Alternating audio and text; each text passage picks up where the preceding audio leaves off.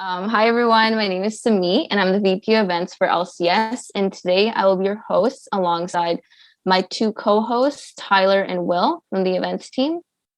Hello, my name is Tyler, and I'm an event coordinator for LCS. Hi, my name is Will. I am also a events coordinator here at LCS. And I'd just like to welcome everybody out to Meet the Professionals Recruiter tonight. All right, now before we begin, please sign in using the QR code on the screen to have this event added to your Laureate Experience record and for this to be counted as one of your speaker series events for co-op. And while we're doing that, one quick announcement. In March, we will be running a series of events centered around helping students prepare for their careers up ahead. And further details will be posted on our social media channels, so make sure to check that out. Okay, so we'll be beginning with a brief introduction of all of our lovely panelists. And then after that, we'll be moving on to the Q&A portion of our event. So for anyone in the audience, if you have any questions, please feel free to ask them in our Twitch chat. And then our chat moderators will collect all the questions and then they will be answered towards the end of the event. So now I'm going to pass on to Will. All right. Well, let's meet the lovely people that we're all here to see. So if you guys could just give yourselves a little brief introduction of where you work and an interesting fact about you, we'll just get started with that. So we'll start with Cynthia, if that's all right. Sure. Hi, everybody. I'm Cynthia. I work for Two Cows. Two Cows is a tech company, and my role there is lead talent partner. And so I'm hiring lots of computer science grads, lots of technical folks, and lots of support analysts as well. So nice to meet everybody tonight. Oh, and a fun fact is I'm just getting into snowshoe racing, which is kind of weird and very awkward. All right. Next up, we have Laura. Awesome. Hi, everyone. I'm Laura MacDonald. So I work at Scotiabank. I am a campus recruiter for technology and analytics, and I've been with Scotia for a little over a year now. I guess fun fact about me, just before the pandemic, I got a dog. So during the pandemic, I felt like that was the perfect time to teach him so many tricks. So if you're ever, if you're a dog fan and you ever want to learn some dog tricks, you can ask me. All right. Next up, we have Brittany. Hi, everyone. I am the Director of Talent Acquisition for a tech company called BTS, which is short for View This Space. It's the largest leasing and asset management tech company servicing the commercial real estate industry. Fun fact about me is I have a 4-month-old daughter, which is keeping me very occupied these days. All right. And last, but certainly not least, we have Michaela. Hi, everyone. I am a technical recruiter for Arctic Wolf, which is local to Waterloo here. It was actually founded by someone in Waterloo, which is exciting. And I'm assuming a lot of you are familiar with it because we're located on Phillip Street, I believe. I have never actually been to the office because I joined since the pandemic started. But I've been there about a year. I focus on security operations roles, so a lot of security engineers, security analysts, but I am somewhat involved in R&D hiring and pretty familiar with that as well. So hoping to answer all your questions today. And fun fact about me, I actually graduated from Laurier with a Bachelor of Music. So not very related to what I'm doing now, but I'm very familiar with the city. All right, so we're going to start our questions portion now. And for anybody in the Twitch chat, if you guys have any questions, feel free to throw them in there and we'll get around to them at the end. And for you guys, our lovely panelists, if you guys, we'll ask the questions specifically to one person, but if anybody has anything they'd like to tack on or chime in with, feel free to jump in at any point. So first questions we're going to get to are resume, cover letter, and LinkedIn type questions. And the first question here is to Brittany, and it is, how important is a cover letter? Do recruiters read them? What messages should a cover letter convey to the recruiter? Yeah, I have personal views that I don't like cover letters. I think, a lot of companies don't use them anymore. I think if you are applying to a company, though, that does require a cover letter.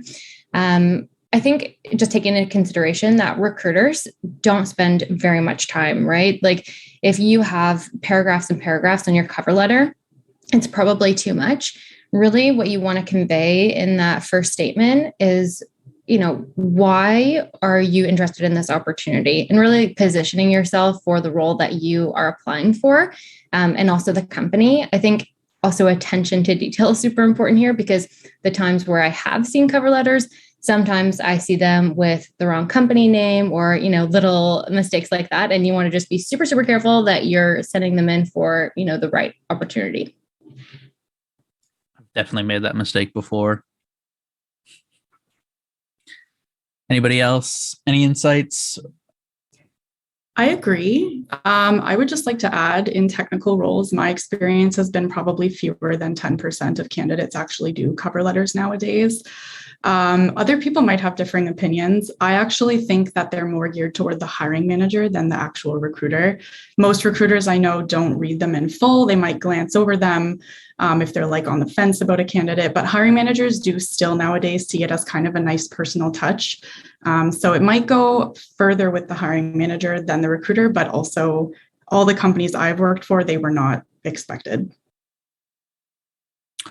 All right, then. So the next question I have is actually from Michaela. So what kind of suggestions or tips would you give to someone who's applying to a technical job but doesn't really have a bunch of technical experience? So they're fresh out of school. They might not have had any co-ops, and they might have a few to no kind of projects. It's a very good question. It will depend on the company. First and foremost, I would just like to say, if you have the opportunity to do co-ops or internships, do it. It will make a huge difference in your career trajectory. However, it's not necessarily required. I would say project work is huge. So find something you're passionate about, develop an application or service, and just debug the crap out of it. That's going to go so far, especially for software developers. It's going to come in handy for any role. See if you can maybe get some freelance work just for something to add to your resume. If you can design a website for someone, or, some backend API or something. But in an interview intelligently, it's going to go very far.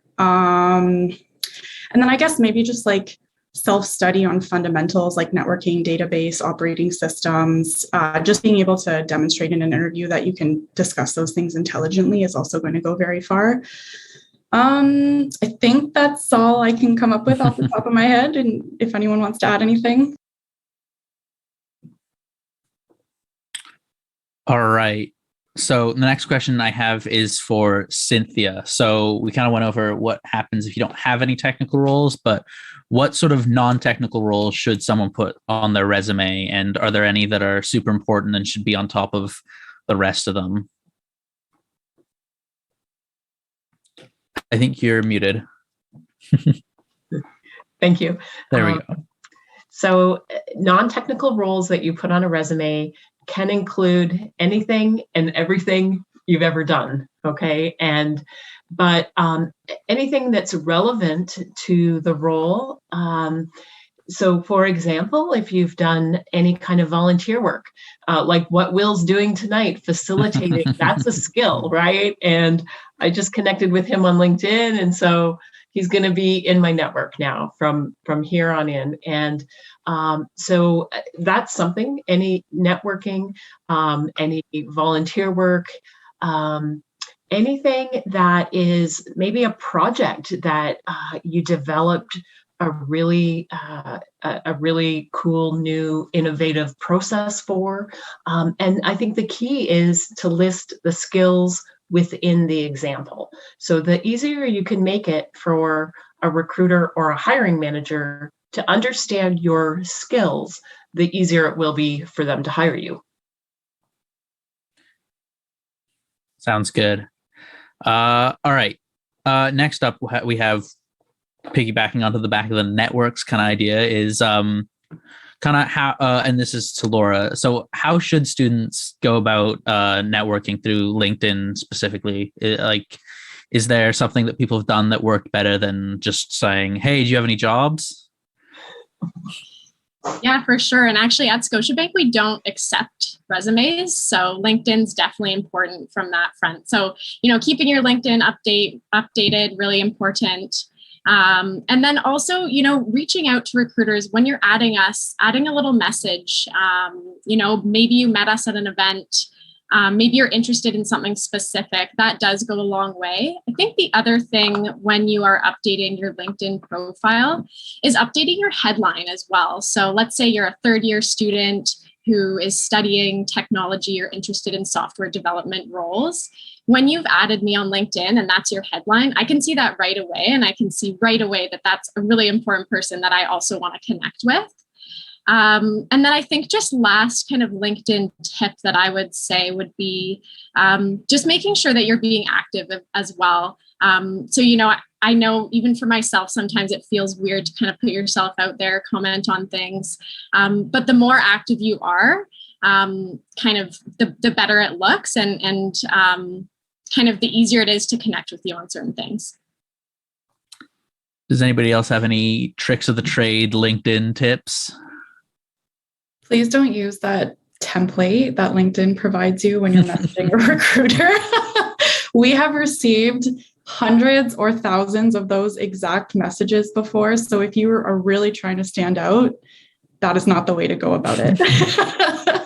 The only other thing I'll mention is some people who don't have LinkedIn Recruiter don't realize this, but if you set your banner to open to work, or if you actually reply to messages that are sent to you, you are more likely to appear in LinkedIn searches when recruiters are looking for passive candidates. So your engagement really impacts the algorithm and will make sure that you're seen by more recruiters on LinkedIn, and you'll have a better chance of getting reached out to kind of out of the blue. So if that's what you're looking for, engagement is key. All right, perfect. All right, so now I'm going to go on to the last question I have here for resume specific questions, and it's to Brittany, and it's so we've heard a lot of parsers for resumes. You'll throw it in there and it'll spit out all the important stuff it could find. How often do you or do you think companies use these resume parsers, and is there anything we should do with our resume specifically to make it so that when they do get used with these resume parsers, it'll give the best results? Yeah, again, this is not something that I personally have experience with. The other recruiters here might, so they might be able to give you a more thoughtful answer. But, I think the more obvious answer here is really tailoring your resume to the opportunity that you're applying for, right? If they're using parsing, there's keywords that they're going to be identifying based on the opportunity. So the best way to find that out is to go onto the job posting and identify, what exactly they're looking for. My recommendation here is not to make things up. Don't put it on your resume just because it's listed in the job description. But if you have it, you want to identify it for sure. Does anybody else know if your company uses parsers, and if so, does it? What sort of things help or make it stand out? Yeah, I think there's probably more questions that you might have on resume specifically, but in terms of standing out, really think of your resume not as you want it to be quality over quantity, right? Your resume should not be pages and pages of, and 20 bullet points on each opportunity. You really want to just hone in on those really specifics, what did you do? What were the outcomes? And be specific, provide detail, but don't go overboard. And also I think we talk a lot about the skills that and the experience that we're looking for, but also companies, especially when you don't have experience or you're early in your career. Another way to really align yourself with the opportunity that you're applying for is to understand the core competencies and core values of that company. Companies, there's two things that they're looking for. One of them is that skills and experience related to the role. The other one is, how well are you going to fit into that that company, and do you align with their company culture? So really understanding that and speaking to that on your resume if possible too. All right. Thank you. So now I'm going to pass it off to Sameet, who's going to ask some interview related questions. So take it away, Sameet. Okay, thank you, Will. So let's get started on the interview related questions. So my first question is for Michaela. So what do you expect of a student when the student doesn't know how to answer an interview question? And anyone else is welcome to chime into it too as well. So I have actually seen this come up a lot, and it is something that interviewers will include in their feedback on candidates. If you don't know the answer to a question, don't try to fudge your way through it. I think that a lot of interviewers will appreciate if you just outright say, I'm not very familiar with that, but I am more than willing to learn more on the topic. And, if it's a requirement, I can read up on it before starting or before my next round of interviews.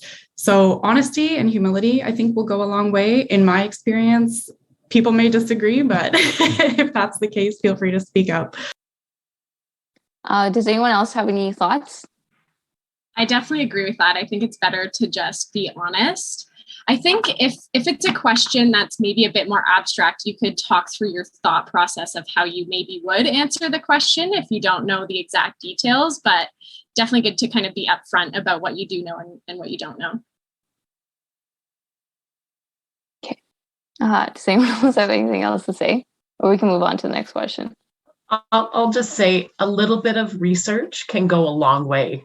If you're at a co-op interview and you're sitting there on your phone, you can do a quick Glassdoor search, right? And check out the mission statement or a little bit about the values of the company that you're going to meet with. Thank you. Those are actually really good answers. Now everyone will be able to answer that question when they come across it. So our next question is for Cynthia. So since most interviews are now virtual, what expectations do you have from interviewees in terms of their appearance? So that question relates to dress code, their background. Oh, this is a good question. Okay, because 2 weeks ago, we had somebody who was an internal applicant for one of our roles on the people team. And this was somebody who came from our customer service area. He showed up for the interview in a suit and tie. And to me, he had gone the extra mile to show how much he was interested in working in the human resources, in the people team. And since he's joined, he's done an amazing job. But that's a rare thing. And I don't think anybody needs to wear a shirt or tie. In fact, I don't think clothes matter much at all.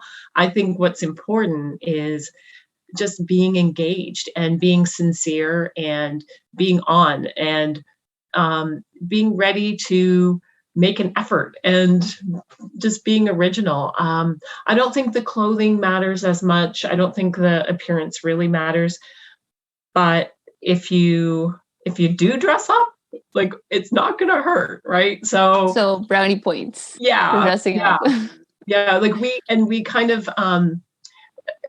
the team and I, we were kind of joking with this guy, oh, you're not wearing your suit anymore. And yeah, but we know he really wanted the job. And you know what? That action spoke 1,000 words. I don't know if that makes sense, but it really said something. So I just have a quick thing to add too. And this one, this might be self-explanatory, but test your equipment. That is going to be super, super important because you don't want, to take away from your interview. If you're fiddling with your computer for 5 minutes into the interview, get there 5 minutes early, even if you just sit there awkwardly on a blank screen, just make sure your audio is working, your video is working. And that way you can, have that full time and get the most out of your interview. Okay, those are really great answers because now I feel like a lot of people always if they shouldn't. So thank you for the response, guys. So the next question is for Laura. So what would you suggest questions students should ask at the end of an interview? Yeah, for sure. So definitely ask questions that you are interested in finding out the answer to would be kind of my number one tip. So I can really tell when a student's thought a lot about the role based on the questions that they ask. So if they're just asking kind of generic questions, I can really tell. But if they've kind of gone the extra mile and maybe they've even looked up the interviewer, maybe they're asking about their career or their team, maybe they're asking about how they could be successful in the role. You know, what does 1 week of success look like? What does it look like at the end of my internship for success? Or, you know, how is your management style? And what will that look like when I'm actually joining the company? Or maybe what projects they're working on. And maybe that can, again, come a little bit from LinkedIn. Maybe you've looked at your interviewers and you can see some of the stuff they're working on. And so maybe some of your questions can be a bit more tailored to that, but definitely kind of overarching theme of things that you're really interested in finding out the answer to, because I can definitely tell the difference when a student is asking a question just for the sake of asking a question. Does anyone else have anything to add on to that? Oh, Michaela, I see your hands raised. I'm just clapping because I think you hit the nail on the head. No, that was a really good response. Yeah. Because I feel like a lot of students, like, yeah, they definitely will ask like a lot of random questions, like in an interview. Like when I'm in one, I'm not really sure like what to ask. But like one thing I've always asked is like what the work culture is like in a workplace, just so that you know where you're going to work and like if you'll be content working there. Okay, so let's move on to the next question. So the next question is for Brittany. What key pieces of information should students know about a company they're interviewing for before going into the interview? Yeah, I think the first one and probably the most important one is what the company does. And, you know, I think this is really this speaks to Laura's last response too, like asking questions that you're interested in. And, you know, I'm personally the most impressed when, you know, a candidate comes forward with that information and, you know, they don't have to know everything, but like they've done some research and tried to understand exactly what the product does, the problem that we're solving in the market, why that's important. So I would say that. And then I think, you know, anything on top of that is a bonus, right? Like, again, looking at the company's core values, understanding a little bit more about their culture and how they work, you know, who's, you know, looking at the leadership team, some of the things that are important to that company, where they operate. Like there's a ton of information that you can get from, you know, simple Google searches. But yeah, certainly the most important is product. Does anyone have anything else to add? No? Okay. I honestly thought this was a good response too. Okay, so for the next question, it's for Cynthia. So what websites and resources do you recommend for students to use for studying for the technical side? So when you're preparing for all these questions for a company and you're going to code something, what would be something that you would recommend? Like what website, what kind of software? Well, I'll answer this in two parts because at Two Cows, we do have a software assessment tool called Woven, and we use Woven to assess people's software dev skills sometimes. But for the most part, what we do, our way of interviewing and assessing someone's technical skills is through a 2-hour dialogue. And so it's really an exchange that happens between two engineers and the candidate. And we ask that person to walk through their process. And we ask a lot of questions. The engineers interject with questions and they say, well, tell me what you're thinking when you chose to do something this way or that way. And so what I recommend, rather than preparing or trying to look up, you know, HackerRank online, I think to prepare, rehearsing and describing a project that you've done in school is probably the best way to prepare, because when you're really well versed at describing the technology that you used, how you did it, the size of your team, if it was a team project, and all of those things will amplify how you work more than what you're capable of today. And so at Two Cows, we're often looking for people who have potential more than the ability to walk in and write in Ruby on Rails right away. So that's how we look at it. We look for the potential. But if you really wanted to study, you could look up, there's probably Woven or HackerRank tests out there, and you could try them, but I don't know that it's going to really help in the long run. That's actually a really good response, because I feel like a lot of students will get nervous in a technical interview, and it's like you don't really know what to do. But I feel like a core component is like knowing what the problem solving process is. So it's like even if you can't achieve the problem, at least you have a process of getting there.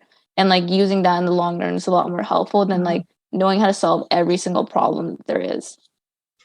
Yeah, and we have a lot of principal engineers and senior developers who love mentoring. And so when they're interviewing someone, especially someone who's a recent graduate, they're looking for someone who will take the cues and ask questions, and someone who's a little bit open or receptive to some guidance. So having the chance to practice a little bit and then show up ready to ask questions during that part of the interview will go a long way to connecting with the other human on the other end of the screen. Thank you. That was a really good response. Okay, so I have one more last question in my section to ask. So this is from Michaela. So what are the interviews that have impressed you the most in the past? So I like this question. At Arctic Wolf, what we care about first and foremost above technical skills is passion. Cybersecurity people are fanatics. That's the best way I can put it. Like when you're speaking to someone, you can tell if they're in cybersecurity for life. So don't underestimate your, demeanor and the passion that you're able to exude in the interview and how far that can go.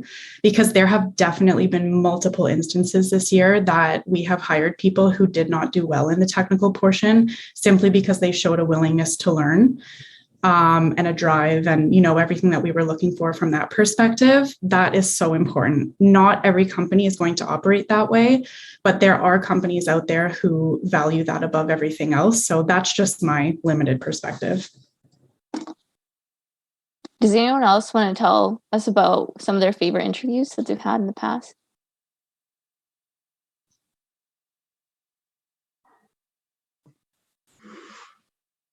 No? That's okay. No, that's still, I really like the response that you had. Just because of the fact that like it goes back to the previous question that we had about having more of like a problem solving process and like showing that you're passionate about learning rather than just having to know every single answer to all the problems in the world. So it's really interesting to know about both your guys' companies. So now I'm going to pass it on to Tyler so he can ask you guys questions about job and university related questions. All right. Thank you, Samit. Okay, so now we'll start off with our first job related question, and this will be to Laura. So how long should students wait until they should stop expecting a response back from a company after an interview? Ooh, I hope not. I hope not very long. So with Scotiabank, if you are in an interview, then you will definitely be contacted directly from the recruiter, one way or another. Sometimes it just depends because we wait until we've, given out the offer to the person that has received the job, and then the decline happens after that. So sometimes maybe there's a little bit of time, but I would say not more than like a week from hearing. And even in between that time, you should be hearing from your recruiter, we're still deliberating, we're still making decisions, you're still being considered. And so it shouldn't just kind of be a blackout time where you haven't heard anything. All right, perfect. Does anyone else want to add into that? I just have a quick thought. I agree. I hope that nobody's waiting, in space for an answer. But I think also just don't be afraid to send a follow up. Like you want to build a relationship, and it's not going to hurt by pinging them if you haven't heard in a few business days. If that was the expectation. Also, asking your interviews. What do I expect from here? When should I hear back? And yeah, you don't have to. You don't have to have an expectation that you're going to have next steps, but at least you can check in and say, I'm still interested in this opportunity. Would love to understand what the timeline looks like. Right. Perfect. Yeah, I know it definitely is pretty anxious once you've done the interview and you're just waiting around for a little bit. So that's super insightful. All right. And then our next question, and this will actually go to Brittany. So what balance of technical skills should a person have as compared to soft skills? Yeah, I think this one is a little interesting. And, I think just taking into consideration the level of experience too that you have, right? Like, I think, somebody who's a new graduate versus somebody that, has 20 years of experience, the resumes are going to look a little different in terms of, technical experience versus soft skills. Also tailoring, again, your resume to the opportunity that you're applying to.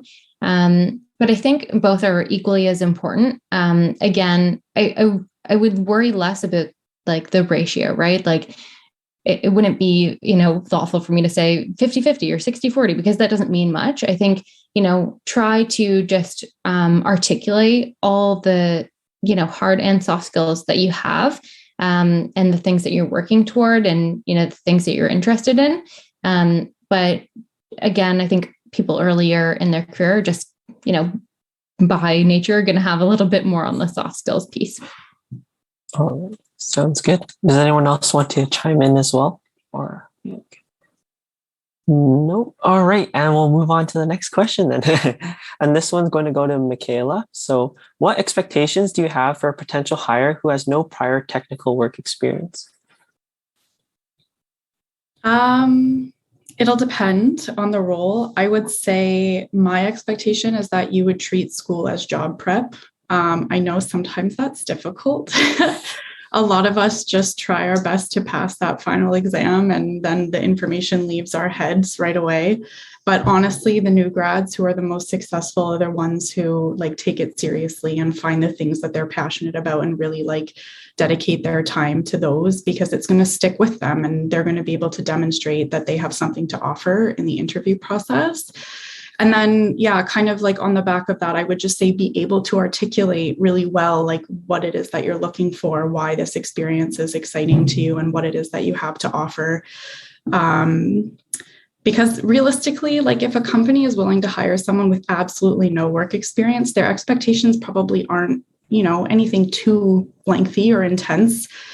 So they're probably just looking for, like I mentioned before, a willingness to learn and kind of that baseline knowledge that's going to contribute to their success in the role. But ultimately, if they're picking between a bunch of people with no prior experience, they're going to go with the ones who are clearly, in it to win it and want to learn as much as possible and do everything they can to be successful in the role, because that's going to work out in everyone's benefit. Right, perfect. So definitely show that enthusiasm. Yeah. And Laura, did you want to add on as well? Yeah, I might jump in too. Definitely for sure agree, having that enthusiasm and that willingness to learn. With Scotiabank as well, we don't accept resumes. And the reason for that is because we really want to talk with each of the students and learn about kind of what they've done in the past and where they want to go, as opposed to work experience. So I think even maybe Cynthia was mentioning this earlier, that everything you do extracurricular, even if it's not work, that kind of all adds up. You're gaining a lot of skills through different committees that you're on, or if you're going to hackathons, if you're planning hackathons, all of that. And so, if you're working on technical projects as well, from start to finish, sometimes that's almost as valuable as actually doing a co-op and work experience. So I think when you're a student, especially, it's a little bit less required to have that experience because you might not have had the opportunity. All right. Perfect. Thank you. All right. And then we have one last question, and this one will go to Cynthia. And this one's like kind of a two-parter. So first, how does an applicant's transcript affect their chances of getting interview? And are GPAs a big factor in employment decisions? I can honestly say that I have only seen maybe 2 transcripts in my whole career, which is kind of bizarre, right? Just to say that, I'm really thinking, like, was there a time? I think the marks, the overall transcript and the GPA isn't as important as what a person takes with them in terms of what they value from their education. And what I mean by that is, like earlier tonight when someone was introducing themselves and they mentioned they had a background in music, that all of that experience set that person up to be a strong recruiter, right? For whatever reason, all of those things count. And marks, sure, it's great to get good marks, and some companies will really value that. But in my experience, it hasn't been as big of a factor as I think some people think that it is. Yeah. That's good to know. All right. And is there anyone else who'd like to add on any last things before we jump into the Twitch chat Q&A? Nope. All right. So thank you all for the wonderful, insightful answers that you guys have provided. And let's jump right into the Twitch Q&A. Sumit, why don't you take it away? Okay. So the first question that we have is directed towards Michaela. So what activities and new skills did you need to learn to transition from a music degree to getting to your current role? Wow, that's personal. Okay, sure. So I did end up doing a master's degree in music education because I initially wanted to be a teacher. And then I guess being immersed in academia and that whole world, I was like, oh man, like this is not for me. So I took some time, I taught piano for a few years while I figured out what I wanted to do. And that's when I realized like, oh, hey, I value stability. I want a 9-to-5 job with benefits. Not the most inspiring story, but it was a long process, like figuring out what was important to me and like what I wanted long term. So that's when I was like, oh, what careers can I do that are related to education and training? So I found HR. I did an 8-month business degree. It was like a postgrad at Conestoga College, nothing fancy. And then I got hired in a co-op at Sandvine, which is a local tech company here in Waterloo as well. And I was just kind of like thrown into recruiting. And tidbit, like people may not tell you this, but you can change your career as many times as you want. No one expects you to follow a specific trajectory. I could go around tomorrow and be like, I want to be a software developer now. I want to be a technical writer. I want to do whatever.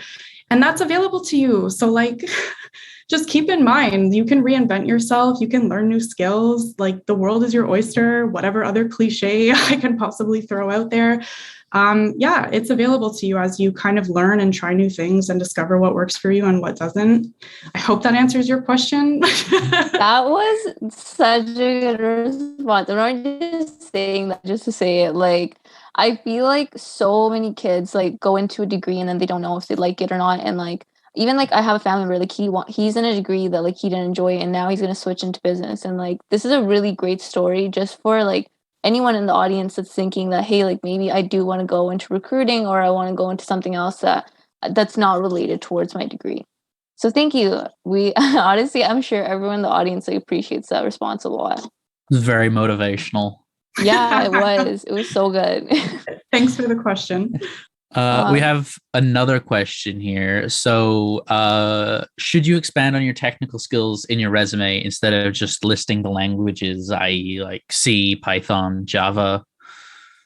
I know in my case, if I some of them I have like projects for, so I specifically had like a little project section where I wrote how it worked. But I'm assuming probably, but I'm sure you guys have some more insight on that than I do. I think, as much context as you can give to those languages, right? Like, again, projects, I've seen resumes where somebody, they might associate number of years of experience. I think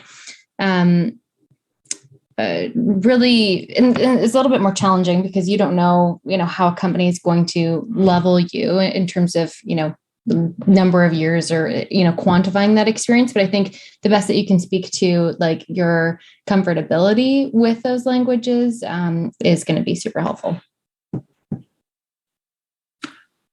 Yeah, and if anybody's in the chat and has questions, make sure to just toss them in there and we'll get to them.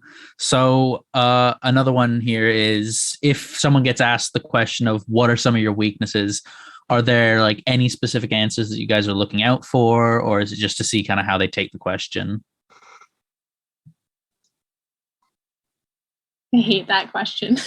Nobody asks that. No one asks it. We don't ask it, but I think if that question is asked, a good way to answer it is kind of maybe taking something that was a weakness and then how you kind of created a plan to overcome that weakness and how it's not a weakness anymore. So I shouldn't say like too much of a perfectionist or I work too hard all the time. Can never say no. Yeah. We have another one here. So what are some, like, do you guys look for any specific projects that someone has done? And also, I think to go along with that is, as you guys as recruiters, do you look at someone's GitHub as well as their LinkedIn, specifically for like the computer science-y, software developy jobs? Yes. Oh, yeah. And I personally, I'm not necessarily going to be the one that looks on the GitHub, but I'm going to give it to a developer to look at. Excuse me. And do you look for more quality or in some cases like quantity, as long as they're like putting stuff out there versus how polished it is? I'd say a bit of both. Yeah, more is better in that case. Mm-hmm. Yeah. All right. I get the question all the time of what should my project be? So I always just tell students do something that you're passionate about. So I know I've talked to some students who are really passionate about like sports, for example. And so, they've created some sort of like sports stats kind of website that tracks something. And, they're really passionate about that. So then if it does come up in a future interview on the project that you've worked on, it's really easy to talk about because you're passionate about creating it. And that really comes through as well when you're talking through it. Nice. Yeah, I should probably get on making my GitHub as well, or at least putting stuff in it. So here's a little less of a formal question, but what are some of either the funniest, craziest, or most like memorable like interviewee or interview experiences that you guys have had?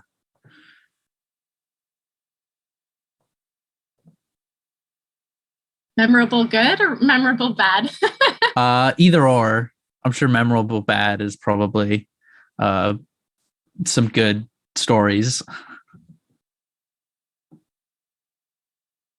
I don't have a specific example that comes to mind, but one thing I wanted to say just about like good interviews that I've had, sometimes they end before the allotted time because the interviewee is just very strong in communication and quite concise and like prepared, not memorizing their answers, prepared in that way, but just prepared with what, key points they want to get across. So I know that I've had students before that have come to me and said, my interview ended early. Is that a bad thing? Just wanted to say that some of the best interviews I've ever had have ended early because of that reason.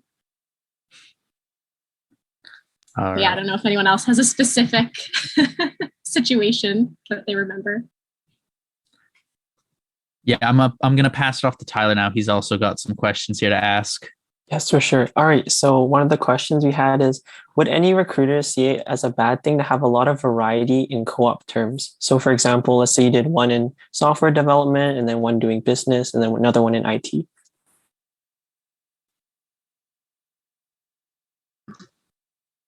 I think it's great because it's going to give a student the experience to learn what they enjoy doing. It's going to give them the understanding of themselves more based on what they have thrived in, what kind of an environment they've done well in, and what they want to do more of. So I think co-op, a variety of co-op experiences can be really, really beneficial. Perfect. All right. And then Sumit, do you want to pose one last question, I think? Okay, so this is our last question. Anyone can ask us, respond to this, but so basically, what is the most funniest and craziest and most memorable interview experience you've ever had? Does any idea come to mind for you guys?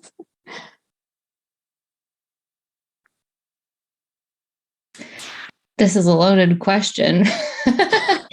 That's a lot. It's asking for a lot. Yeah. Every time. And, I think maybe the more important thing to think about is I'm curious to understand, why was that question asked? Are you trying to be the most memorable, craziest interview? Because sometimes that's not going to be in your best interest. I think, standing out, you can stand out in a really positive way. And sorry, I have a screaming baby in the background. Sorry if that's annoying. That's okay. But I think be memorable in, and try to be memorable in a really positive way, right? The interviews that stand out to me, are candidates who, came prepared. They asked really thoughtful questions, really engaged in the conversation. That was exciting to me as a recruiter. I think if you try to be super crazy, it might not be the kind of memorable that you're looking for. I think the objective of the question that the person asked was only just because, just to get to know you guys and see if anyone's ever done a really crazy interview where it was you guys had to tell a story. So actually, we have a few more questions now. I'm gonna pass it on to Will to ask a few more questions. Then Tyler can ask them too. Yeah, of course. So we have a few more here. One of them is I think I'm gonna combine it with another one. But what is your timeline of recruiting? How far out from the job start date do you guys start looking and interviewing for people to fill that role? And another one specifically for postgraduates. When should you start that? After you graduate, a year before you graduate? Just something along. When do you guys start looking for people? That's going to totally depend on the type of company, right? And I think, through your co-op experiences, not only is it to gain experience, but I think it's also for you guys to start to think about, the type of company and opportunity that you want, in your career, right? Do you want to work for, a big company that's, super well established, that has thousands and thousands of employees? Do you want to work for, a tech startup? It's a little bit scrappier. You might have a wider scope in terms of your roles and responsibility, because those companies are going to operate in completely different ways, right? The big giants are probably going to have, robust planning in place, and they're probably going to have roles, 6 months to a year in advance. And some smaller, younger companies are probably thinking on the spot and aren't going to have that. So, there's no, black or white answer here. And then we got another one here, another one specifically for Michaela. You're very popular in this chat. Cybersecurity is often looked at as a high level or hard to get into career path. Are there any sort of recommendations or suggestions that you have specifically for cybersecurity that would help someone if they're looking for that type of job? See, that blows my mind, because For me, I think software development is like more hoity-toity than cybersecurity. Like they care more about what schools people are coming from or what their majors were. At Arctic Wolf, when we hire our entry-level cybersecurity analysts, they come from any and all backgrounds, like people who were IT help desk, people who were software developers and hated it, like people who worked in a knock, or even people who were police officers and were like, oh my gosh, I can't do this forever. They do like a 24-week boot camp and then they apply and we hire them because they demonstrate that they love cybersecurity. So maybe it's an industry-wide thing and we're just the exception to the rule. But to be honest, like get a job as IT help desk and let them know you're interested in cybersecurity. Ask them to give you cybersecurity responsibilities. Maybe they'll let you do some vulnerability scanning or like hardening or whatever it may be. You know what I mean? Like monitoring the network and keeping your eye open for suspicious activity. Like any of that experience will be relevant if you want to get into a SOC. But yeah, like I feel like I'm missing something here because we hire tons of people who don't have like a 4-year degree or, I think cybersecurity is so up and coming and every day it becomes more important and has more of a need than the last day. So you're going to find that companies over time become less and less picky because we're not going to have enough people to support the growing industry.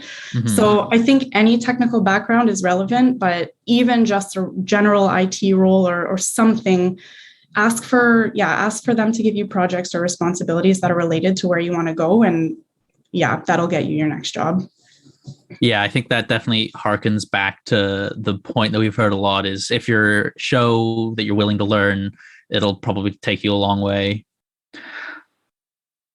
All right, Tyler, I think you have some questions that you wanted to ask. Yes. Okay. So how do you approach the question of compensation on an online application when you need a little bit more insight into what the role entails?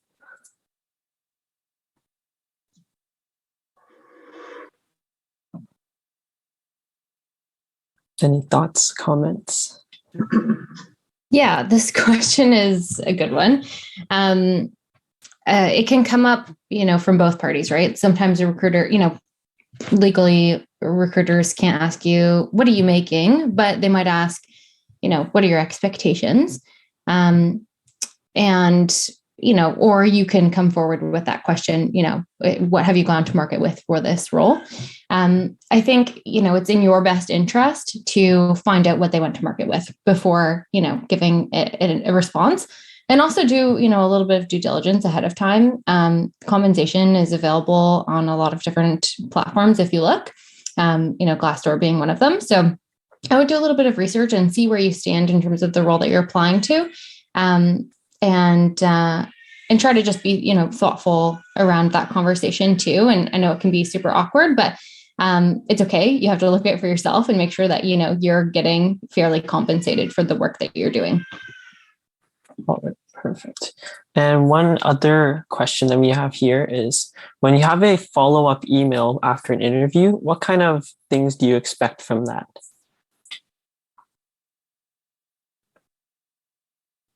Like, what do we expect from like a candidate? Yeah, what makes a successful follow-up email, I would say. Yeah.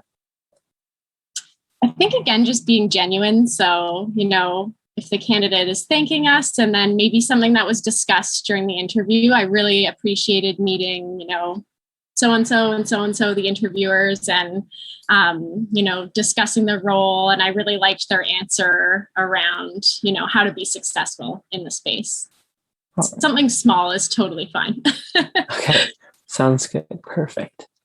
Sumi, is there any other questions? Yep. Yeah, I just had like a quick one kind of from my own here, but going back to talking about compensation, will it affect a candidate if they kind of highball you and it's something that you might not be able to match, or will you still potentially give them the offer and see if they'd still take it, or does it kind of affect you if you throw out a number that's maybe too big for the company?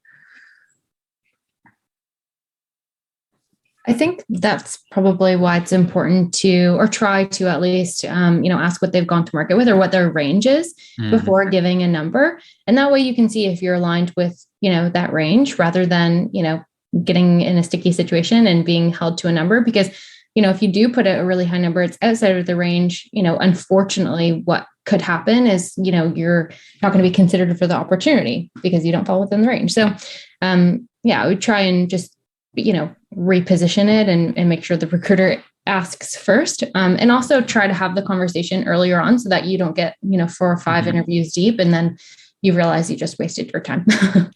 Yeah. And then one more kind of like that. Would it benefit you to throw out a lower number because it would be cheaper on the company to hire you versus someone else, or no? No. Okay. Do not do that. I'll work minimum wage. I just need a job. Yeah, do not do that. No? Okay. Definitely non-tech. Don't have to do that. All right, guys. We're going to move on to the slide here with all of our panelists' LinkedIn's. So unless we have one more here. Oh, never mind. All right. So yeah, we're moving on. We have all of our lovely panelists' LinkedIn's here. So feel free to follow them. Maybe shoot them a message. Just make sure it's not the pre-made LinkedIn one, because we all heard how much they dislike that. And last call for anybody in the chat who wants to ask any more questions. Give it a minute and see what happens.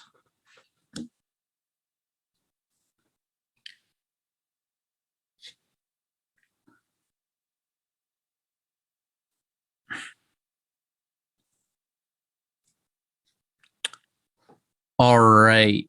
So thank you everybody for coming out to tonight's Meet the Professional. I'm sure we all had a really good time. We learned a lot, got some really good insights. One last thing before we all go. If you guys in the chat have any comments or any suggestions on how we did, or you just wanted to tell us how well it went, feel free to leave us some feedback at this QR code here. And if I skipped over the LinkedIn links too quickly, we will be emailing those out, and I'm sure you'll be able to find them somewhere. So I hope everybody had a really good time, and I'd just like to once again thank our panelists for coming out tonight. I really learned a lot, so I hope you guys did too. I think Samit has one more thing we'd like to say, and then we'll be heading out. Yeah, so I just want to say thank you again so much for coming out here and like talking to us about all these like amazing questions. I'm sure everyone like got a lot of insight from them. And thank you to the audience for listening. And please follow us on all of our socials and have a great night. And also, don't forget to look out for Career Month information. And if you're in CP 164, you should come to our bi-weekly review sessions. And at the end of the month of March, we will be having final exam review. So yeah, you guys are more than welcome to join. They're honestly really great sessions. And yeah, like if you need any help, we have some amazing hosts, and I'm sure that they would answer all of your lovely questions. Even if you're not in 164, there's a lot of good information. If you don't know data structures properly, you should come out for that as well. But yeah, thank you so much, guys. Thank you, everybody. Thank you. Bye.